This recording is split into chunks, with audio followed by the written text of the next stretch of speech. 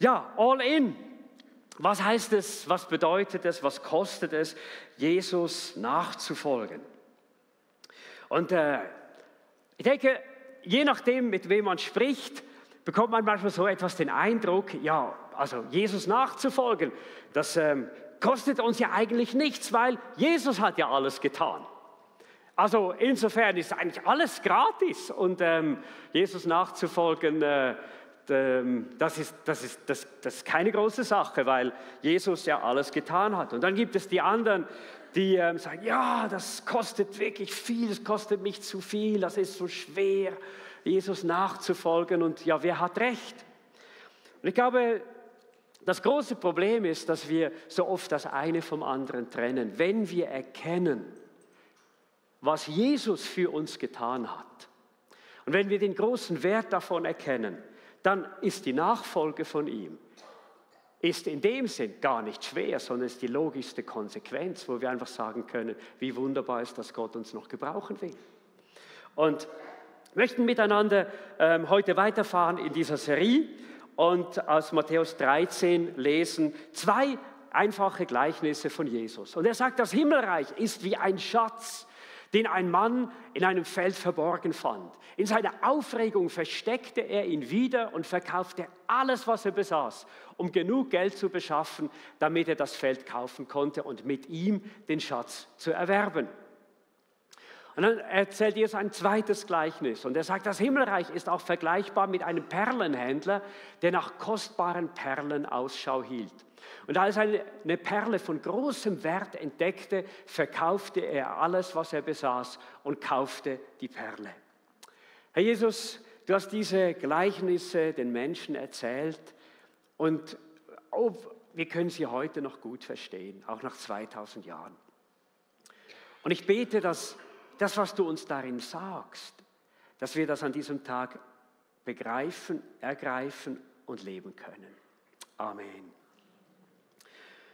Diese Gleichnisse bilden eigentlich ein Paar und die haben in sich eigentlich die gleiche Botschaft, nämlich es geht um etwas, das man gefunden oder gesucht hat. Man findet es und sagt, hey, wenn ich das bekomme, das haben kann, ist es am Schluss viel mehr wert als alles, was ich dafür investiere, es zu bekommen. Und Jesus, er zeigt uns in diesen Gleichnissen, dass es sich lohnt, alles einzusetzen für diese eine Sache. Es geht um die kostbarste Sache der Welt. Wenn wir so hören, ja, was ist denn das Kostbarste auf dieser Welt?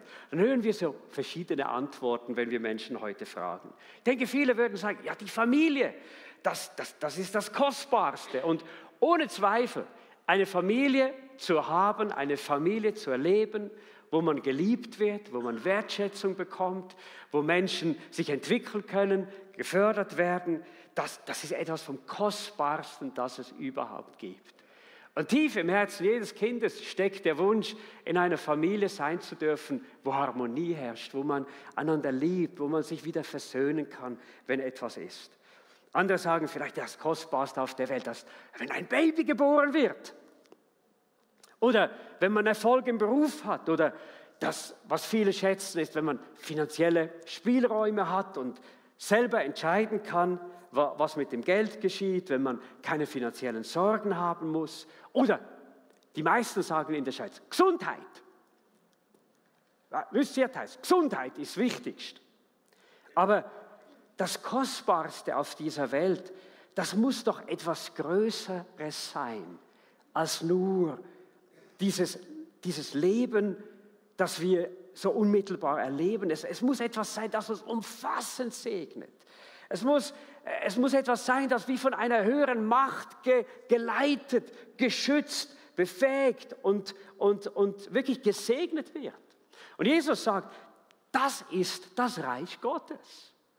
Das Kostbarste, das es gibt, ist dieses Königreich Gottes oder das Himmelreich, von dem wir lesen. Und ich möchte uns für ein paar Momente hineinnehmen und uns die Frage stellen, ja, was ist denn dieses Himmelreich Gottes?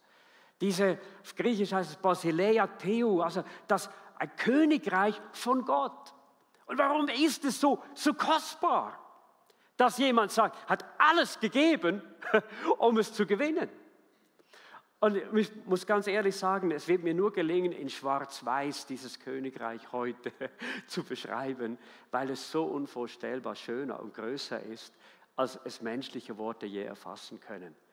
Und es ist mein tiefes Gebet, dass in diesen nächsten Momenten, dass der Geist Gottes kommt und dieses Schwarz-Weiß-Bild nimmt und er seine Farbe hineinbringt und in deinem und meinem Herzen etwas anzündet, das sagt, das ist so begehrenswert. Für das will ich alles geben, was es gibt. Schau, das beginnt damit, und wir haben das in diesen beiden Bildern heute Morgen, diesen beiden Eindrücken, so eindrücklich auch erlebt. Nämlich, es geht darum, dass über allem, was wir sehen, dass es da einen Gott gibt, der überaus liebevoll ist, treu ist, kreativ ist, ein absolut mächtiger Gott, dem keine Grenzen gesetzt sind, der uns gewollt hat und der uns geschaffen hat. Und nicht nur das, der uns sogar in seinem Bild geschaffen hat. Das heißt, dass jeder Mensch etwas besitzt an Ähnlichkeit von Gott. Was für ein Privileg. Er hat unser Leben gewollt. Er hat uns geschaffen, und zwar mit dem einen Ziel, um uns ein absolut glückliches Leben zu geben, das aber aus einer Quelle kommt, nämlich einer lebendigen, persönlichen, täglichen Beziehung zu ihm. Die radikalen Hindus sagten, ja, die Schweizer, die hier sind, die dürfen die Menschen nicht bekehren. Sagt er, wir wollen niemanden bekehren. Niemanden. Aber wir wollen von der Liebe Gottes zu den Menschen erzählen. Wir wollen von diesem Plan erzählen, dass Gott diese Beziehung zu uns Menschen sucht. Und wenn es so einfach wäre, dann wären wir schon im Himmel. Aber wir haben ein großes Problem. Und das ist unser menschliches Herz. Tief in uns allen steckt etwas drin an Misstrauen zu Gott. Darum machen wir uns Sorgen, wie wir letzten Sonntag gehört haben. Darum wollen wir Gott oft nicht einbeziehen in unser Leben und Beziehungen. Darum meinen wir so oft, wir können es ohne ihn. Darum gehen wir unsere eigenen Wege. Darum gibt es so viel Leid und Elend auf dieser Welt. Und alles hat seine Ursache in diesem einen Kernpunkt drin. Wir misstrauen tief in unseren Herzen, dass dieser lebendige Gott die Quelle all unseres Glücks, unserer Freude, unseres Schutzes und die größte Erfüllung für unser Leben sein kann. Und das ist das, was die Bibel Sünde nennt. Und jetzt kommt das Reich Gottes hinein. Gott sieht uns in diesem Zustand, in unseren Verirrungen. Er sieht uns in unseren Nöten, er sieht uns in unseren Problemen, er sieht uns, wie wir verletzt, wie wir getäuscht auch von vielen Dingen durchs Leben gehen. Und er sagt, weißt du was, auch wenn du mir nicht vertraut hast, ich tue eines, ich bringe einen Plan. Und er hat Jesus gesandt. Und Jesus hat bezahlt für unsere Sünde, für unsere Unabhängigkeit und tief drin für unsere Rebellion gegen Gott, dass wir ihm nicht geglaubt haben. Er hat bezahlt am Kreuz und hat einen Weg gemacht, versöhnt mit Gott zu werden, versöhnt mit dem Nächsten zu werden. Und in dieses Königreich sollen wir hineinkommen, sollen wir hineinfinden wieder in diese Beziehung zu Jesus, wo wir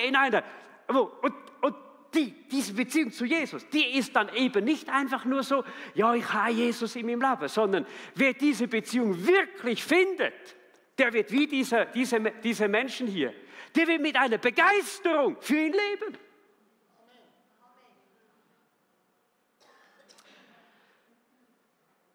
Und das sehen wir manchmal in unserer Kultur so tief drin, dass wir uns oft gar nicht mehr erfassen lassen von dieser Liebe Gottes, von dieser Sehnsucht von ihm, von diesem Wunsch, alles in unserem Leben sein zu können. Und Jesus sagt, hey, Das sollte dein höchstes Ziel sein, in dieses Königreich zu kommen und nachher in diesem Königreich zu leben. Was heißt das? Es bedeutet, dass du dich täglich neu an Gott, an seiner Liebe, an seiner Treue, an seiner Fürsorge erfreuen darfst. Du musst Gott nicht bitten, bitte sorge für mich, wenn du einmal in die Beziehung zu ihm gefunden hast. Er sorgt für dich. Es ist besser, du betest, hilf mir, dass ich mir gar keine Sorgen machen muss. Verstehst du? Das ist ein riesiger Unterschied. Wer das Reich Gottes gefunden hat, weiß, ich bin in Verbindung mit der Quelle allen Lebens, mit der Quelle jeder Versorgung, mit der Quelle der ganzen Kraft des Universums. Darum sagt Paulus, hey, ich habe alles gefunden in Jesus. Es geht darum, in dieser Beziehung leben zu lernen, tiefer zu gehen, im Vertrauen, im Gehorsam zu Gott. Und es geht auch darum, ein Kind von diesem König wirklich auch zu werden. Leben zu lernen wie Prinzen in einem neuen Reich. Und Prinzessinnen in einem neuen Reich. Und weißt du, dann kommt so oft in unser Leben, ja, dort ein bisschen jämmerle, da gibt es ein Klagen.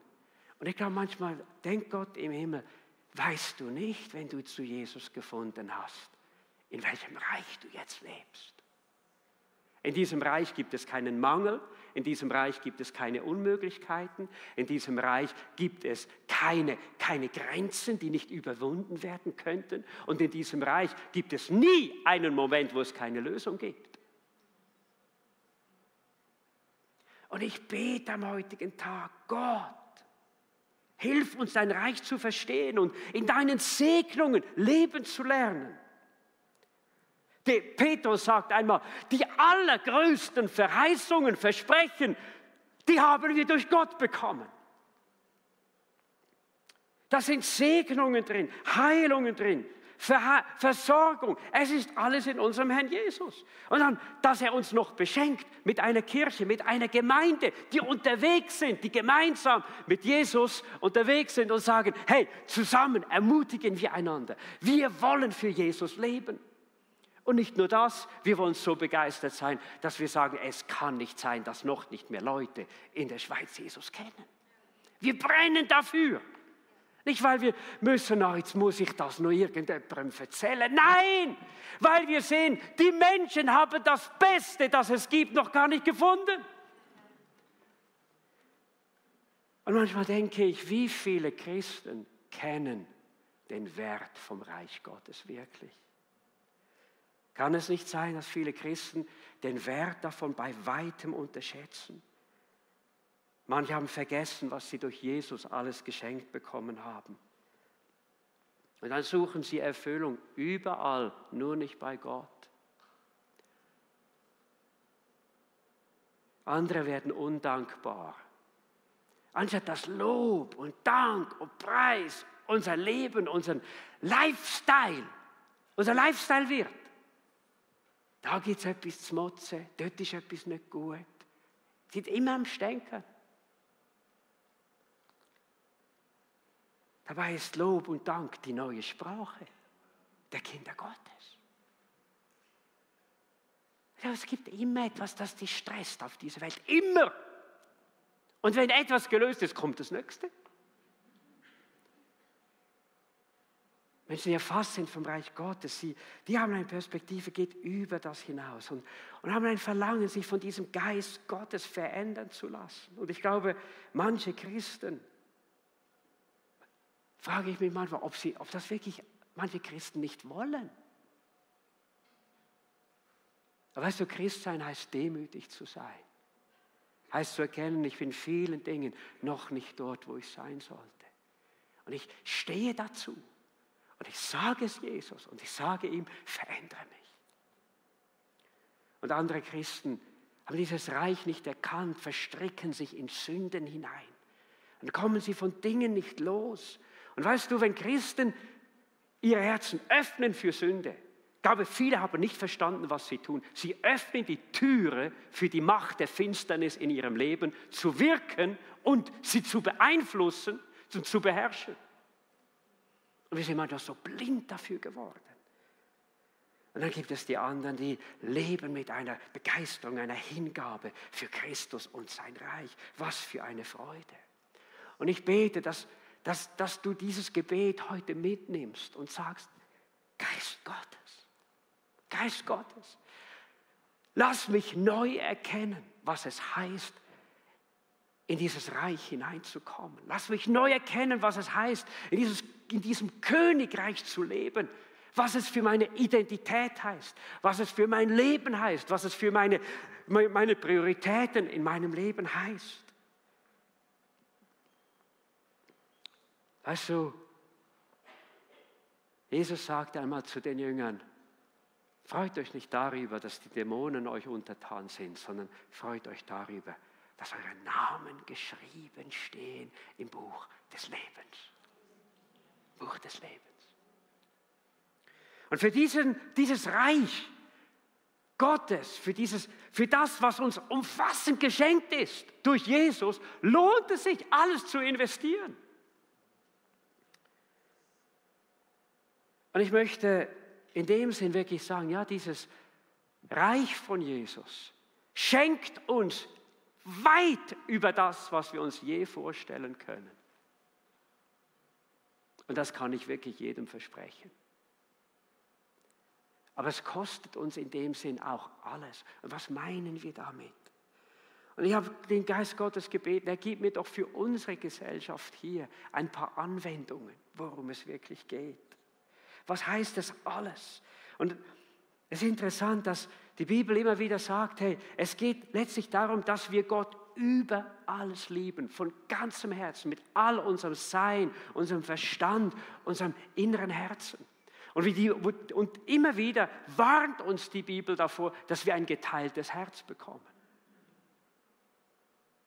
Und dass wir versuchen, diesen Schatz zu heben, diese Perle zu gewinnen und trotzdem mit der Hälfte von unserem Leben woanders sind. Schau, manche haben ein geteiltes Herz in der Liebe. Und was heißt das? Ich glaube, die allermeisten Christen lieben Jesus. Aber das Problem ist nicht, dass man Jesus nicht lieben würde, aber man liebt ihn nicht über alles. Und schau, dann haben wir ein geteiltes Herz. Man lässt sich nicht ergreifen, ganz tief, wenn man ganz tief fragt, was beschäftigt dich, was bringt dir die meiste Freude? Ist es nicht Jesus? Dann sind es die Ferien, sind es andere Dinge. Und man hat diese erste tiefe Liebe zu Jesus, diese Hingabe an ihn mit ungeteiltem Herzen über alles zu lieben, man hat es verloren. Und es ist interessant, Jesus achtet darauf. Und er sagt in Offenbarung 2, 4-5, sagt er, ich habe gegen dich einzuwenden, dass ihr mich und euch einander nicht mehr so liebt wie am Anfang. Jemand kam mal zu mir und sagte, ja Matthias, weisst, heute Abend ist wieder Kleingruppe.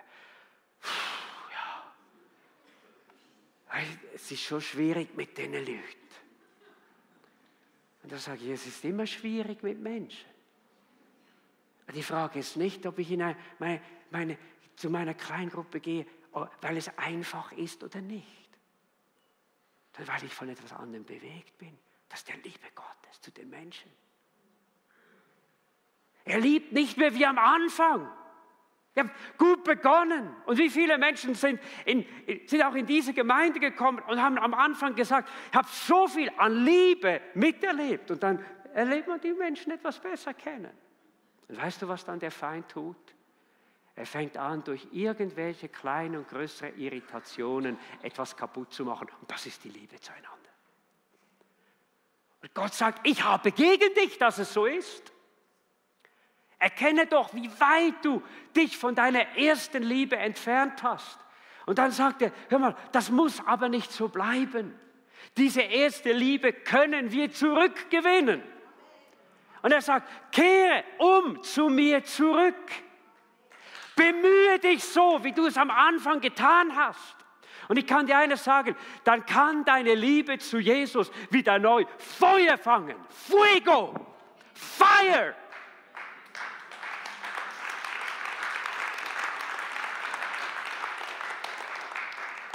Und auch die Liebe untereinander.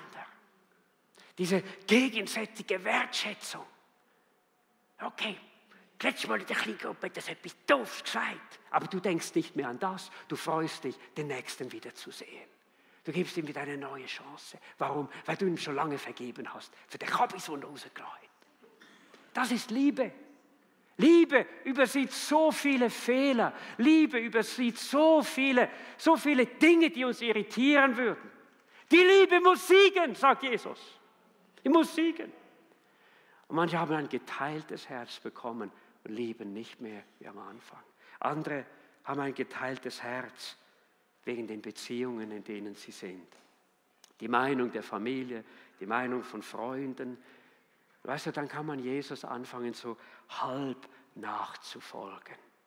Schon Christ, aber nicht mehr im Bekenntnis wirklich zu ihm.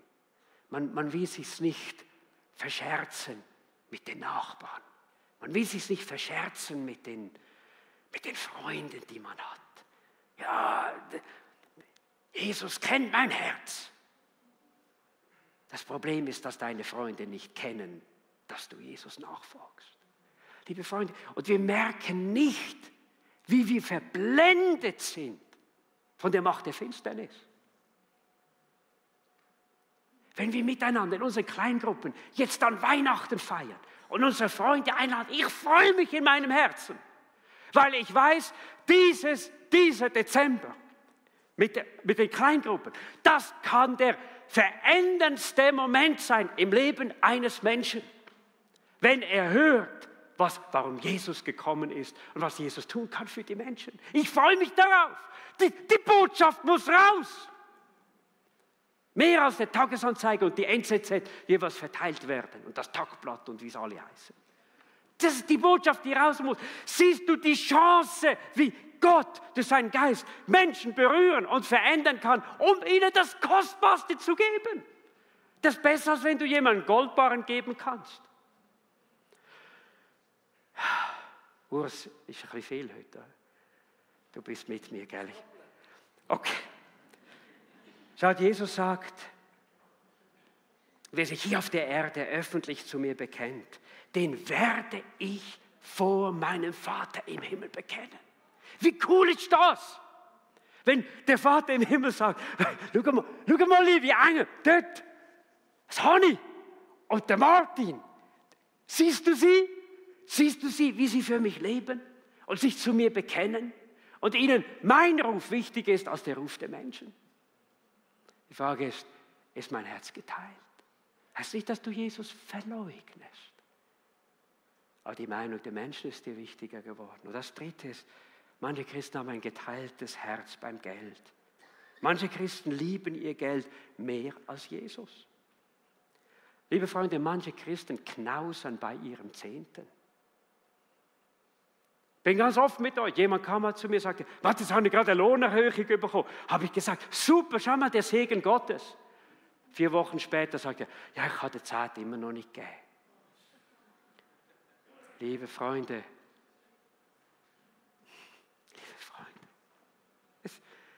es kann doch nicht sein, dass unser Leben unter den Segen Gottes kommen. Und er sagt uns, 90% kannst du behalten. Und wir denken, wir hätten Mangel. Komm mit nach Nepal und dann siehst du, was Mangel ist, wenn du morgens nicht weißt, was du abends isst.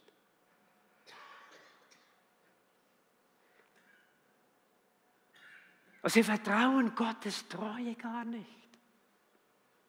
Weißt du, wer nicht gibt, sagt Gott letztlich, ich glaube an dich, aber ich glaube nicht an dich, so wie du bist. Sie glauben einer Lüge.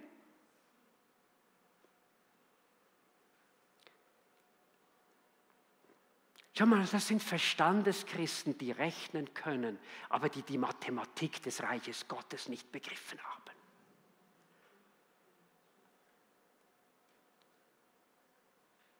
Und weißt du, was das Schlimme ist? Und an dem leide ich am meisten. dass es Christen gibt, die berauben sich Gottes Segens, weil sie in ihren Finanzen Gott nicht die Ehre geben und ihm geben, was ihm zusteht. Sie berauben sich selbst. Und Jesus sagt es so deutlich, niemand kann zwei Herren dienen. Ihr könnt nicht gleichzeitig Gott und dem Geld dienen. Darum sage ich euch, sorgt euch nicht um euer tägliches Leben. Es ist nicht deine AHV, es ist nicht dein Verdienst, es ist nicht deine Rendite vom Sparbüchli oder von der Börse, die dein Leben zahlt. Es ist Gott, der für dich sorgt. Und du kannst nicht beides haben. Entweder ist es Gott oder ist dein Geld. Und darum kämpft Gottes Wort so und sagt uns, kein ungeteiltes Herz. Gib mir doch dein ganzes Herz und du wirst die Segnungen dieses Königreiches, du wirst sie erleben. Dass Gott vor ein paar Jahren zu mir sprach und sagte, Matthias, was du in den letzten Jahren alles angespart hast auf deinem persönlichen Bankkonto, gib es mir. Ich habe es am nächsten Tag getan, aber weißt du, was ich über Jahre angespart habe, ich weiß es bis heute nicht, wie es ging. 2, 3 Jahre später war alles wieder da. Das ist die Mathematik des Reiches Gottes.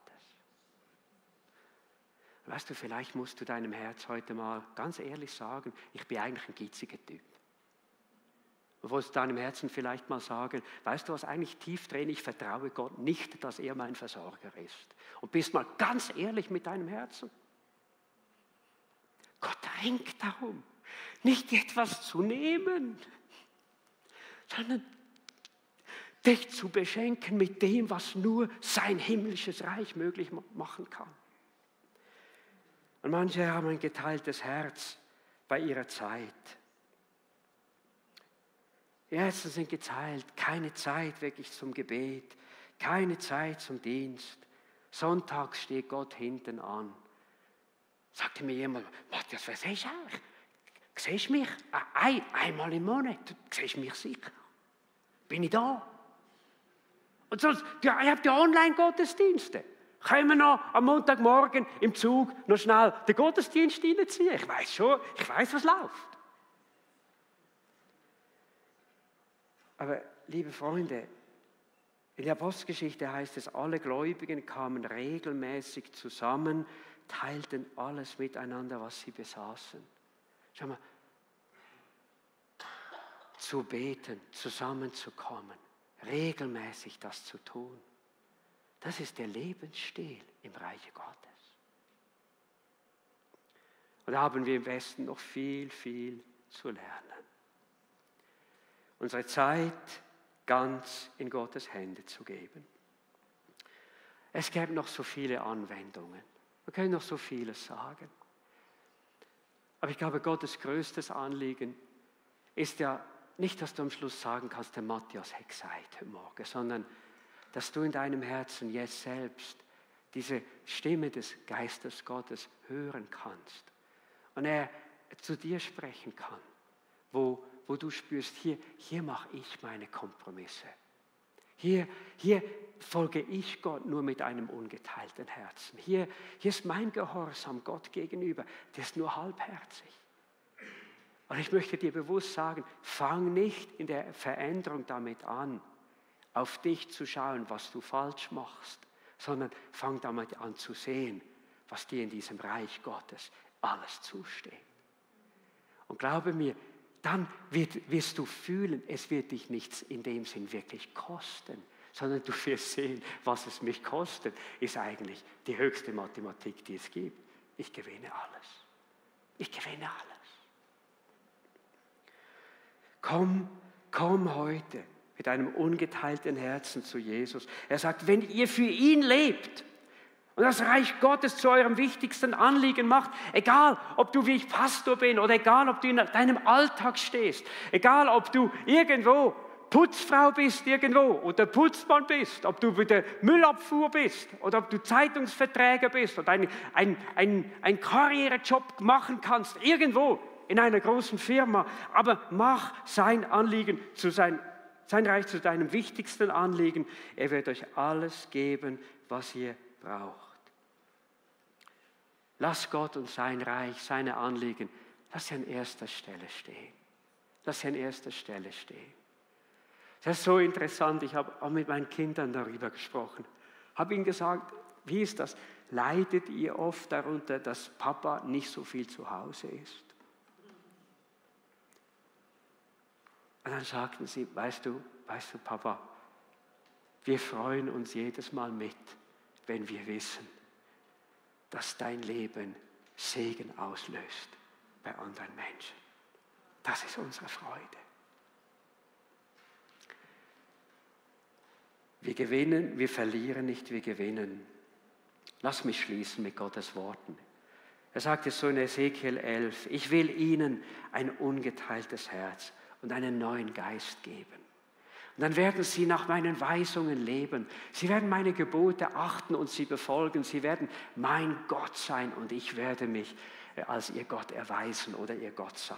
2. Chronik 16,9. Die Augen des Herrn blicken über die ganze Erde, um die zu stärken, deren Herzen ihm ganz gehören. Ist das nicht herrlich? Gott segnet die, die ein reines Herz haben und auch ein ungeteiltes Herz haben. Sie werden Gott sehen. Ist das nicht eine Verheißung? Hebräer 3,15 sagt, heute sollt ihr auf seine Stimme hören, verschließt eure Herzen nicht gegen ihn, wie die Israeliten es taten, als sie sich auflehnten. Wisst ihr, heute, ich glaube, es ist nicht so schwierig zu sagen, wo wir jetzt landen müssen, oder? Wo wir hinkommen möchten heute Morgen. Wir möchten dorthin kommen, dass jeder Einzelne von uns diesem Gott mit einem ungeteilten Herzen folgen kann. Sagen kann, Herr, so viel an mir liegt, all in. So viel an mir liegt.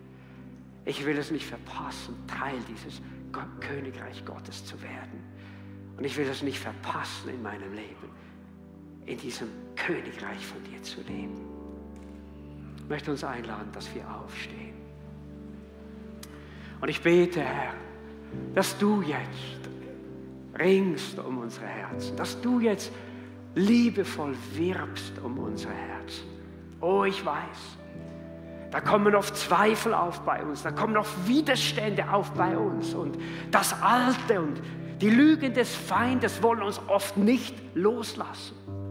Aber das ist ein Moment des Lichts. Es ist ein Moment der Befreiung für unser Leben. Es ist ein Moment, wo wir hineintreten, um alles in Anspruch zu nehmen, was Gott in seiner Liebe für uns vorbereitet hat.